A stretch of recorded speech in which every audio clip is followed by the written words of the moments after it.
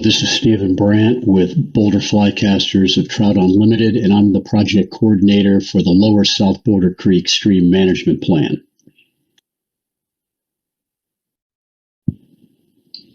The combination of Trout Unlimited identifying South Boulder Creek as an important watershed improvement opportunity and the Gross Reservoir expansion permitting process coming to near completion led Trout Unlimited to believe that the requirements of that permitting, most specifically an environmental pool IGA, was going to require significant effort across a number of different entities, and we saw this as an opportunity to build a coalition.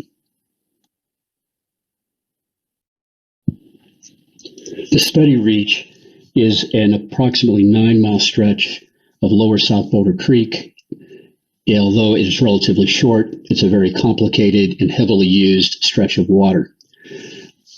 Most particularly, we have a lot of structures that segment the creek. We have no to low flows in the winter, and we have a number of different species that have to be taken into account.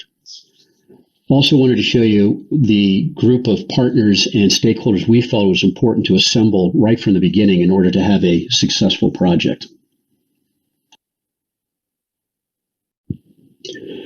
We did not start our effort with the SMP in mind. In fact, we knew very little about the SMP process.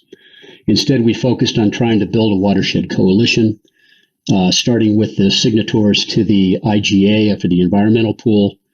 And then on top of that, started to review existing data that was available, inventory structures, walk the creek. And it wasn't for until about 18 months later that we felt we had built enough of a coalition that we could consider something like the SMP process, and that's the direction we finally went forward to in late 2019. We broke the project up into 2 phases, with phase 1 focusing primarily on planning and initial assessment activities. You can see by the funding, it was primarily funded from the Colorado Water Plan with a heavy in-kind services component for part of our matching funds. Trout Unlimited took on several of the important project leadership roles.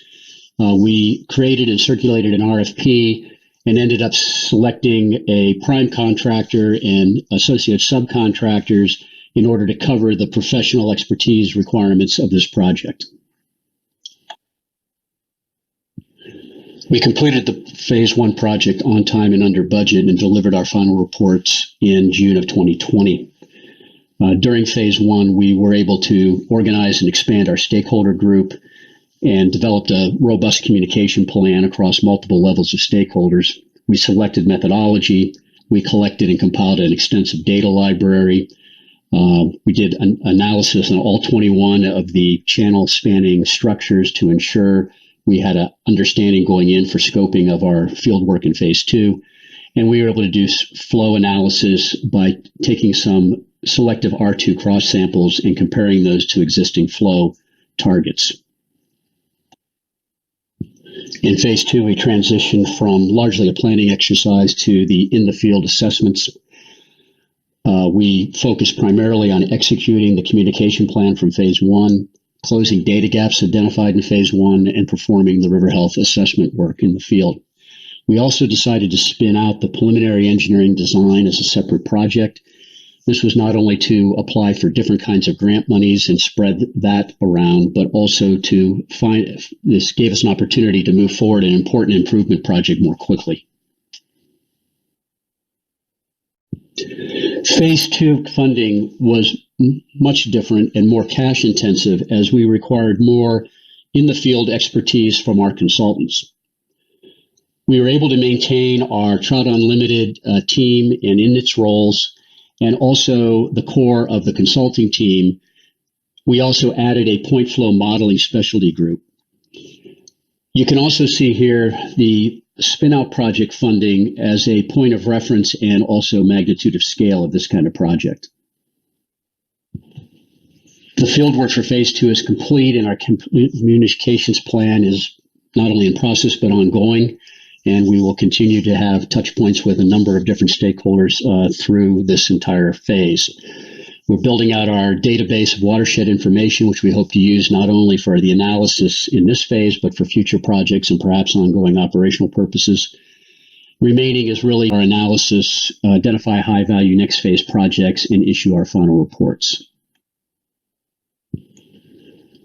Lessons learned are numerous, and we could spend a lot of time going over these, but just in summary, data, hard to find, hard to use, get on it quickly.